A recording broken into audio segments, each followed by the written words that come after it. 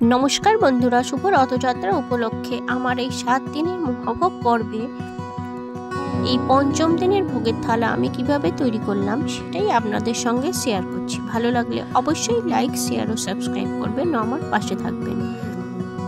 আর আপনারাও এই রথযাত্রার দিনগুলোর মধ্যে এইভাবে ভোগ রান্না করে জগন্নাথের উদ্দেশ্যে নিবেদন করবেন। আপনাদের সংসারের উন্নতি হবে এবং আপনাদের শরীর মন সবকিছু ভালো থাকবে। জয় জগন্নাথ। এইভাবেই আমি শুরু করলাম আজকের পদগুলি। প্রথমে 3 কাপ গোবিন্দভোগ চাল আমি 2 ঘন্টা জলে ভিজিয়ে রেখেছিলাম। আর এই সমস্ত মশলা উপকরণগুলো দিয়ে আমি তৈরি করে দেখাবো বাসন্তী পোলাও। সবার প্রথমে দিয়ে দিলাম চালের মধ্যে সামান্য পরিমাণে নুন, হলুদ গুঁড়ো আর দিয়ে দেবো আদা থেতো আর সামান্য চিনি দিয়ে চালটাকে ভালো করে মাখিয়ে 8 ঘন্টা মতো রেস্টে রেখে দেব। নিয়েছি একটু জায়ফল, সেটাকেও সামান্য গুঁড়ো করে দিয়ে দিলাম। দিয়ে সবকিছু ভালো করে মাখিয়ে 8 ঘন্টা ঢাকা দিয়ে রেখে দেব। তারপর প্রথমে করে দেখাবো টমেটোর চাটনি। তার জন্য কড়াই চাপিয়ে দিয়েছি, তাতে সামান্য পরিমাণে সাদা তেল দিয়ে দিলাম। ফোড়নে দিয়ে দিচ্ছি 1টা শুকনো লঙ্কা আর সামান্য মৌরি।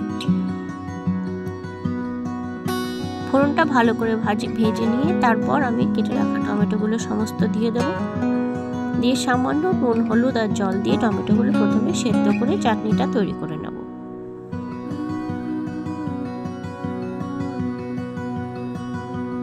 এই প্রথমবার আমার বাড়িতে জগন্নাথ থাকতে এসেছে, আমি তার জন্যই এই সমস্ত ভোগের পর্বগুলো আপনাদের সঙ্গে শেয়ার করলাম। আর ভালো লাগলে অবশ্যই চ্যানেলটিকে সাবস্ক্রাইব করবেন, আমার পাশে থাকবেন। তার চাটনি হওয়ার ফাঁকে আমি কিছুটা আলু কেটে সেদ্ধ করে নিয়েছি, তাকে নুন হলুদ ভালো করে মাখিয়ে ভাজতে দিয়ে দিয়েছি। এই সমস্ত আলু কেটে নেওয়া ভাজার ফাঁকে আমার চাটনিটাও তৈরি হয়ে গেল। আর আলু কিছুটা ভাজা হয়ে গেছে আর কিছুটা বাকি আছে, সেটা আমি ভেজে নিচ্ছি। এইভাবে হালকা লালচে করে সমস্ত আলুগুলো আমি ভেজে একটা পাত্রে তুলে নেব।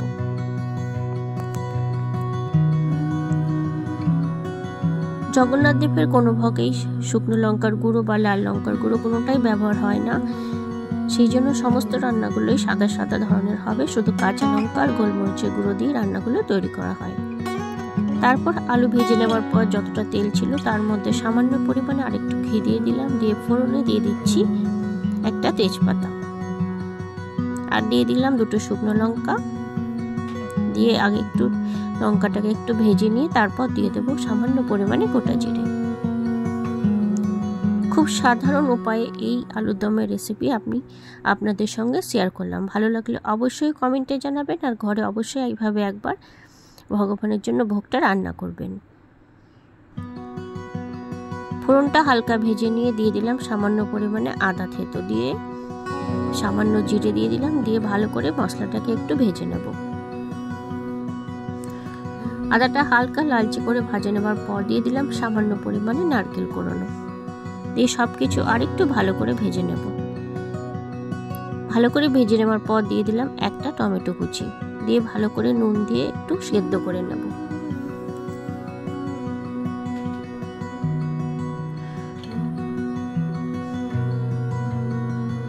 ভগবানের উদ্দেশ্যে কোনো ভোগ রান্না করলে তাতে সেরকম মশলাপাতি না দিলেও যেহেতু ভোগ প্রসাদ হয়ে যায়, সেই জন্যই রান্নাগুলো খুবই সুন্দর হয়ে যায় এবং অল্প খেলেই তার স্বাদে গন্ধে মনও ভরে যায় আর পেটও ভরে যায়। সেই জন্যই খুব বেশি মশলা উপকরণ না দিলেও ভোগটা অসাধারণ হয়ে যায়। এইভাবে খানিকক্ষণ সেদ্ধ করে নিলে টমেটোটা গলে গেলে তারপর আমি দিয়ে দিচ্ছি কিছুটা কাঁচা লঙ্কা। কাঁচা লঙ্কাটা আমি একটু থেতো করে সেটা দিয়ে দিলাম।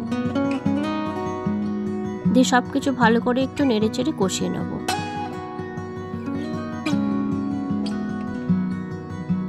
খানিকক্ষণ একটু কষিয়ে নেওয়ার পর দিয়ে দিচ্ছি সামান্য পরিমাণে ধনে গুঁড়ো আর হলুদ গুঁড়ো।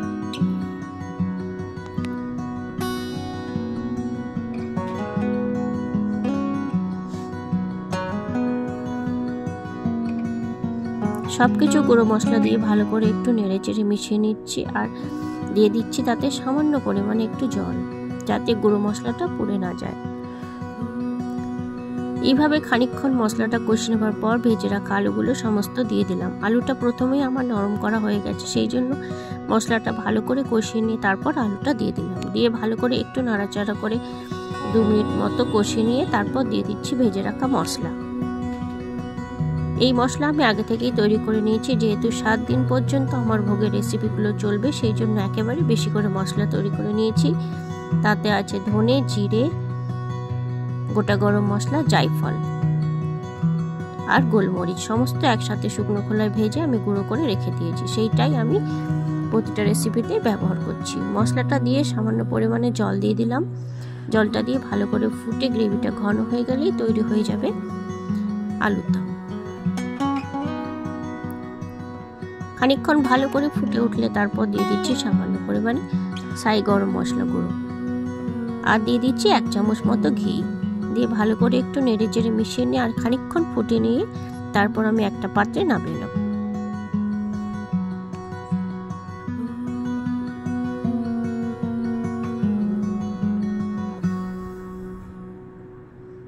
এইভাবে আমার এই 7 দিনের মধ্যে হয়ে গেল আজকে 5ম দিন। আমি প্রতিদিনের রেসিপিগুলোই আপনাদের সঙ্গে শেয়ার করেছি। আপনারা অবশ্যই ফলো করুন আর ভালো লাগলে অবশ্যই আমাকে কমেন্টে জানান। তারপর আমি কড়াই পরিষ্কার করে আবার চাপিয়ে দিয়েছি আর সামান্য ঘি দিয়ে ঘিটা গরম হয়ে গেলে তাতে কাজু বাদাম আর কিশমিশ সামান্য ভেজে নিচ্ছি। এবারে আমি তৈরি করে দেখাবো বাসন্তী পোলাও। কিশমিশটা যখন সমস্ত ফুলে উঠবে তখন ভাজাটা রেডি হয়ে যাবে, একটা পাত্রে তুলে নেব। আপনারা দেখতেই পাচ্ছেন সমস্ত কিশমিশ বলের মতো ফুলে উঠেছে। এবারে আমি সমস্ত বাদাম আর কিশমিশটা একটা পাত্রে নামিয়ে নিচ্ছি।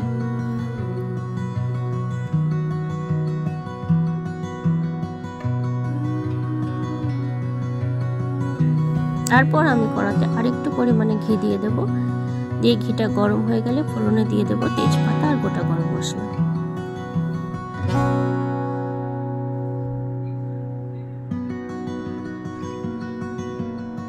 ফোড়নটা সুন্দর গন্ধ বের হওয়া পর্যন্ত আমি সমস্ত লালচে করে ভেজে নেব, যাতে ঘিয়ের মধ্যে সমস্ত ফোড়নের সেন্টটা ছড়িয়ে যায়। তারপর আগে থেকে ম্যারিনেট করে রাখা চালটা আমি সমস্ত দিয়ে দিলাম। চালটা দিয়ে দেওয়ার পর ভালো করে একবার ঘিয়ের সাথে মিশিয়ে নিচ্ছি। তারপর যখন চালটা এভাবে ভাজা ভাজা করতে করতে একদম হালকা হয়ে যাবে তখন চালের পরিমাণ মতো ডবল জল আমি তাতে দিয়ে দেব।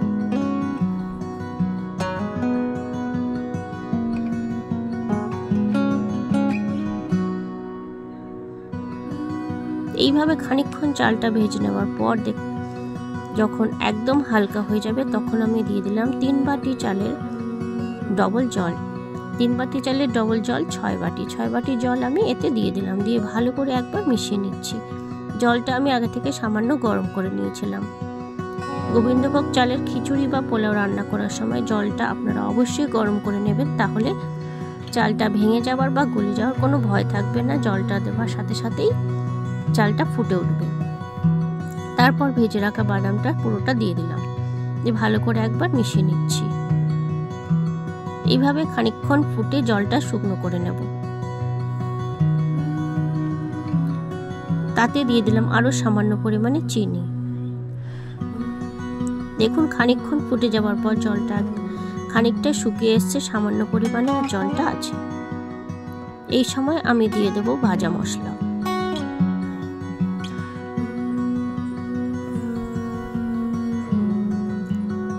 প্রথমেই দিয়ে দিচ্ছি সাই গরম মশলা গুঁড়ো,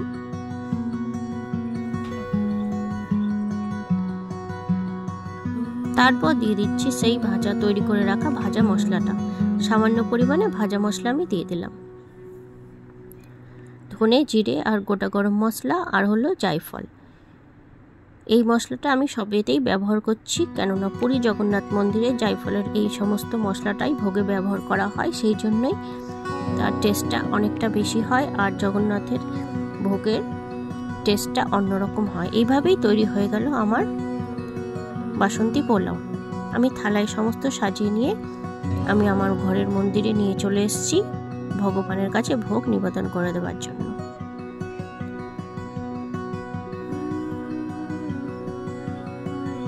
দেখুন থালায় সমস্ত কিছু সাজিয়ে তুলসী পত্র দিয়ে আমি ভগবানের কাছে থালা রেখে দিয়েছি, ভোগ নিবেদন করে দিয়েছি। আমার এই আজকের ভোগের ভিডিওটা আপনাদের ভালো লাগলে অবশ্যই কমেন্টে জানাবেন। জয় জগন্নাথ।